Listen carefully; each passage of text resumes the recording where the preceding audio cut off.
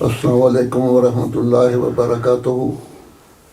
آج محترم سید کمال یوسف صاحب سابق مبلغ اسکینڈینیویا کا جو محترم میر مسعود احمد صاحب کے بارے میں کل ہم نے انٹرویو لیا تھا، پہلی قسط تھی، آج دوسری قسط ہے، پارٹ 2 ہے۔ تو میں محترم کمال صاحب سے درخواست کروں گا کہ وہ محترم میر مسعود احمد صاحب کے بارے میں جو باقی ان کی وہاں پر ان کے ساتھ جو وقت گزرا ہے اور جو ان کی خدمات ہے اس کا ذکر کر دیں۔ السلام علیکم ورحمۃ اللہ وبرکاتہ۔ بسم اللہ الرحمن الرحیم۔ میر مسعود احمد صاحب مرحوم کی ایک تعلق ان کا اکیلے سی ہمارے جماعت کے ساتھ نہیں تھا، ان کی اہلیہ کا بھی بڑی خدمات ہیں۔ تو پہلے میں ان کا تعارف کرا دیتا ہوں۔ ان کی اہلیہ کا نام تھا امت الرؤوف بیگم، جو حضرت میر منصور احمد صاحبزادہ مرزا منصور احمد صاحب کی سب سے بڑی صاحبزادی تھی۔ ان کی ایک ان سے چھوٹے صاحبزادہ مرزا ادریس احمد صاحب مرحوم تھے، جو فوت ہو چکے ہیں، بشری مکرم میں دفن ہیں۔ دوسری ان کی ہمشیرہ تھیں، ان کی جو بہت مشہور ہماری شاعرہ بھی ہیں اور لجنہ امالہ میں انہیں بڑی خدمات کی ہیں، بی بی امت القدوس۔ اور تیسرا ان کے جو چھوٹے بھائی ہیں وہ ڈاکٹر مرزا مغفور احمد صاحب امیر جماعت کینیڈا امریکہ ہیں۔ تو حضرت مرزا منصور احمد صاحب کی شادی، یہ مرزا شریف احمد صاحب کے سب سے بڑے صاحبزادے تھے، ان کی شادی آپا ناصرہ جو حضرت مسلم موعود کی سب سے بڑی بیٹی تھیں ان سے ہوئی تھی۔ یعنی دونوں خاندان کے جو بڑے تھے، مرزا شریف احمد صاحب اور مرزا محمود رضی اللہ تعالیٰ عنہ کے، ایک طرف سے سب سے بڑی بیٹی تھی اور ایک سب سے بڑا بیٹا تھا۔ پھر ان کے 4 بچے تھے، تو ان میں سے ایک ان کی میر مسعود احمد صاحب کی اہلیہ بنی، اور وہ امت الرؤوف بیگم صاحبہ ہیں، جو اپنے خاندان میں عمر میں سب سے بڑی تھی۔ عجیب بات یہ ہے کہ ان کی والدہ آپا ناصرہ بھی غالباً 100 سال، مطلب چند دن کم ہوں گے 100 سال میں سے، ان کی 100 سال کی میں وفات ہوئی۔ آپا ناصرہ کی بہت، میرے خیال سب سے زیادہ بڑی عمر میں وہی پڑی تھی۔ ان کی بچوں میں سے ان کے غالباً مجھے صحیح تو یاد نہیں کہ بڑے اور چھوٹے میں تھے، ایک ڈاکٹر مشہود احمد صاحب ہیں، ان کے میرے خیال یہ شاید سب سے بڑے ہوں گے، لیکن مجھے یقین نہیں ہے۔ یہ طاہر ہاٹ میں انچارج ہیں۔ اور ان کے دوسرے چھوٹے بیٹے سید میر محمود احمد صاحب، یہ ناظر صحت ہیں صدر العملیہ میں۔ اور ان کا ایک تیسرا بیٹا میر سید ناصر احمد ایک کمپیوٹر سیکشن میں ہیں صدر العملیہ کے۔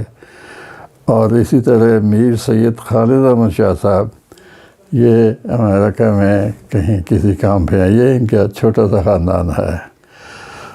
تو امت الرؤوف بیگم صاحبہ نے بھی غیر معمولی خدمات ڈنمارک میں کی ہیں، اس لیے اب جب میں ان کی سیرت کی طرف آؤں گا تو دونوں کے ذکر اکٹھے چلتا رہے گا انشاءاللہ العظیم۔ تو میں نے ان کے دونوں کو تعارف کرا دیا ہے، تو اس کے بعد انشاءاللہ اگلی قسط ہوگی۔ اگلی نہیں، کمال صاحب شروع کریں۔ اچھا ٹھیک ہے۔ 4 منٹ ہو گئے۔ اچھا، وہ میر صاحب کے بارے میں نے شروع کیا تھا پہلے بھی ہے، غالباً اسی کو میں دوہرا دیتا۔ جب ڈنمارک پہنچے تھے تو میر صاحب سب سے پہلے ایک ہیمبرگ میں تشریف لائے تھے، کیونکہ اس وقت یورپ جو تھا 2 حصوں میں تبلیغی لحاظ سے تقسیم کیا گیا تھا۔ ایک مشرقی یورپ، ایک مغربی یورپ یا شمالی یورپ. تو جو مغربی یورپ تھا اس کے انچارج شیخ ناصر احمد صاحب مرحوم تھے، بڑے عظیم شان ہمارے ملکوں میں سے ایک ملک تھے. اور جو شمالی یورپ تھا اس کے انچارج چودھری عبداللطیف صاحب مرحوم تھے. تو میر صاحب سب سے پہلے وہیں تشریف لائے. اور ہم یہاں سے اس وقت تو یہ سہولت نہیں ہوتی تھی ٹرانسپورٹ کی. ہمارے ڈینش احمدیوں میں سے ایک احمدی کے پاس کار تھی. تو ہم نے یہ فیصلہ کیا کہ ہم وہاں ہمبرگ جائیں گے تو میر صاحب کو لے کے آئیں گے. تو میرسن صاحب اور ایک ہانسن صاحب تھے، وہ ان کا نام مجھے یاد نہیں، اور خاکسار، ہم تینوں گئے وہاں ہیمبرگ. اور صبح کے وقت ہم نے وہاں سے روانہ ہو جانا تھا، اس کے مطابق ہم روانہ ہوئے. اور ہماری 6 بجے شام کو پریس کانفرنس تھی میر صاحب کے لیے.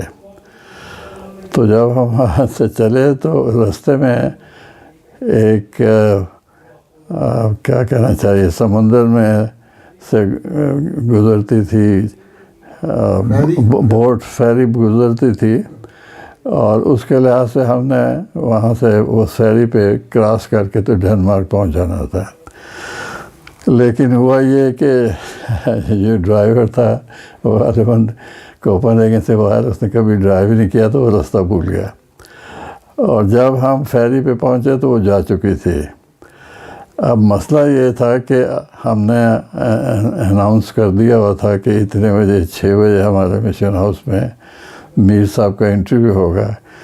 اور اس زمانے یہ سہولت نہیں ہوتی تھی کہ فون ہے ہر شخص کے پاس اور فون کو فوراً اطلاع کر دیں. پریس کانفرنس ہوگی، پریس کانفرنس سے. تو اب جب ہم عجیب اضطراب میں شروع ہو گئے تو مجھے بھی سمجھ نہیں آئی کہ ہم کیا کریں. تو وہیں کھڑے تھے، پھر رہے تھے، بہ کے کہنا چاہیے. تو اچانک ایک جہاں بورڈ رکھا ہوا تھا کہ اگر آپ کا کوئی مسئلہ ہے تو ہمارے ساتھ رابطہ کریں. ان سے میں رابطہ کیا تو کہنے لگے کیا مسئلہ؟ میں نے کہا ہمارا مسئلہ یہ ہے کہ ہم نے 6 بجے سے پہلے وہاں پہنچنا ہے، لیکن فیری کا وہ مسئلہ بن گیا ہے، فیری تو چلی گئی، تو اب ہم کیسے پہنچیں گے؟ تو اس نے اسی وقت اپنے پائلٹ کو حکم دیا کہ بھئی یہ چھوٹے ہوائی جہاز میں 5 سیٹر جو ہے ان کو فوراً کوپن ہیگن لے کے چلے جائیں. تو بالکل معمولی رقم، میرے خیال 400 کروڑ شاید یہ ہوگا، ہم نے جو ٹیکسی سے بھی کام تھی. تو چند منٹ میں وہ کوپن ہیگن پہنچ گیا. اور وہاں سے پھر ہم نے ٹیکسی لی، اور 1 گھنٹہ پہلے 5 بجے ہم مشن ہاؤس پہنچ گئے تھے.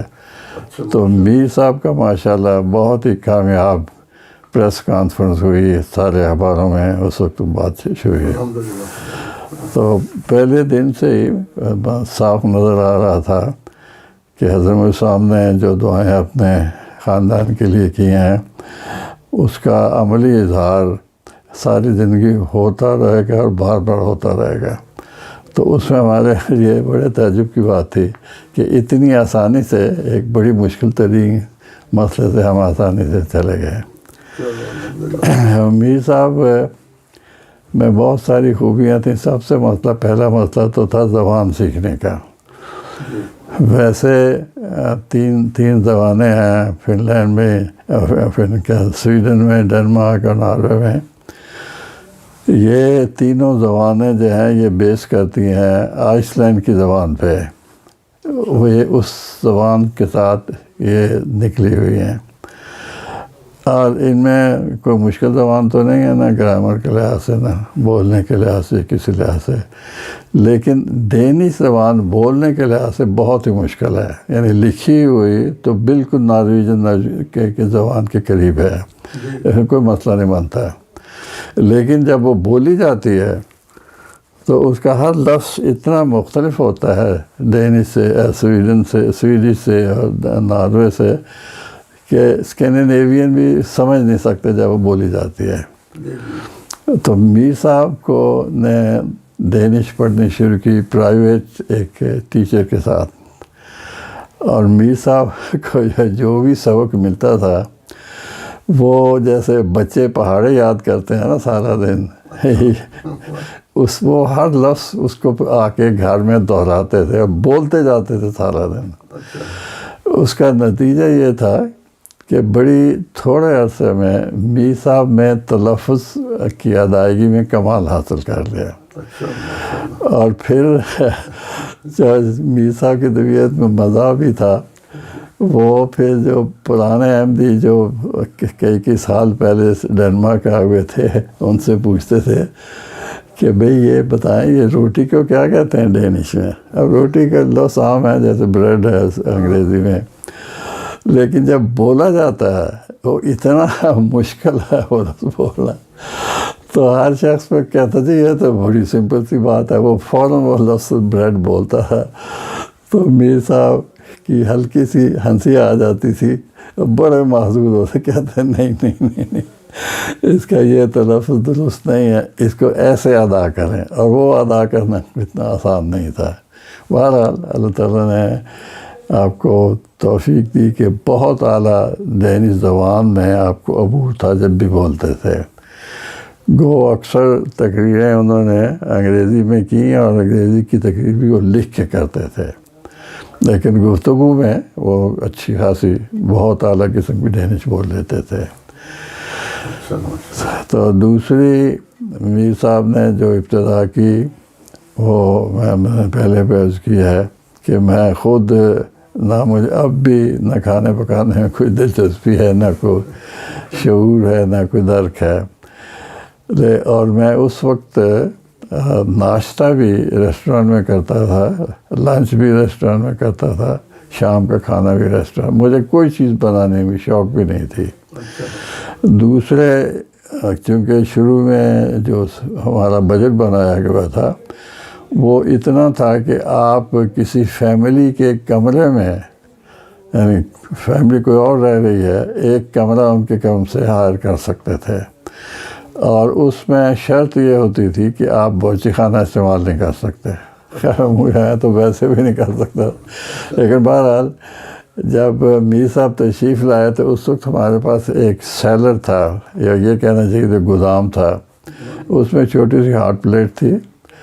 تو میر صاحب کو بہت شوق تھا کھانے پکانے کا، اور انہوں نے آتے ہی کہیں سے وہ ایک بڑا سا شیشے کا جار لے آئے، پتہ نہیں کہاں سے لے آئے، اور وہ اس میں گوبھی، گاجریں، مٹر یہ وہ ڈال کے. تو اس وقت میرا خیال ہے کہ ڈنمارک میں صرف ایک دکان ہوتی تھی جس میں ہر قسم کا دنیا جہان کے مسالے مل جاتے تھے. اچار ڈالا نا، اس کا اچار ڈالا پھر انہوں نے پتہ نہیں وہاں سے مسالے لے آئے اور انہوں نے اس کا اچار ڈالا.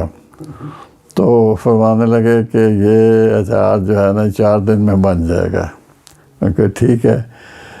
کوئی آدھا گھنٹہ ہوا تو انہوں نے وہ روٹی تو ڈبل روٹی کے استعمال کرتے تھے، ہاں یہ میں دیکھتا ہوں یہ کیسے بنا کہ نہیں بنا. تھوڑا سا اچار نکالا، کھانا شروع کر دیا.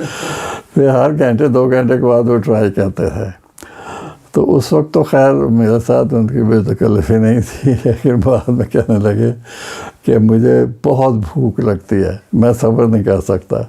تو اس وجہ سے وہ اچار بنا یا نہیں بنا لیکن میں کھاتا رہا اسے.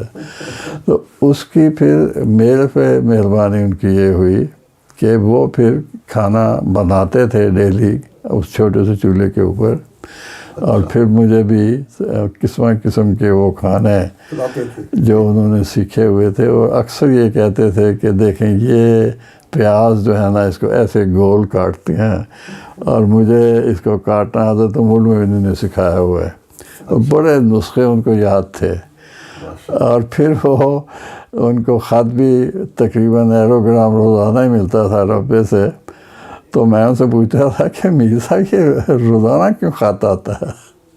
کہنے لگے نہیں، ایک تو میں نے اپنی اہلیہ سے یہ بات کہی ہوئی ہے کہ ناغہ کبھی نہیں ہونا چاہیے، ڈیلی آنا چاہیے. دوسرے یہ ہے کہ میں ان سے نسخے منگواتا ہوں کہ یہ فلانی چیز کیسے بنانی ہے. تو ماشاءاللہ ان کو بہت ہی اعلیٰ قسم کے کھانے بنانے آتے تھے. یہ ان کی بہت بڑی وجہ. پھر اس کا بڑا اثر ہوا. ایک لحاظ سے ناظر ضیافت کہنا چاہیے. اس کے بعد میں جو بڑی 15 منٹ ہو گئے ہیں. ٹھیک ہے. تو باقی پھر جو جس طرح میں وہاں احمدی غیر احمدی آتے تھے اور ان کی خدمت کرتے تھے میر صاحب کو، وہ حصہ پھر کل انشاءاللہ یہ پر چلیں ٹھیک ہے. ٹھیک ہے. جزاک اللہ.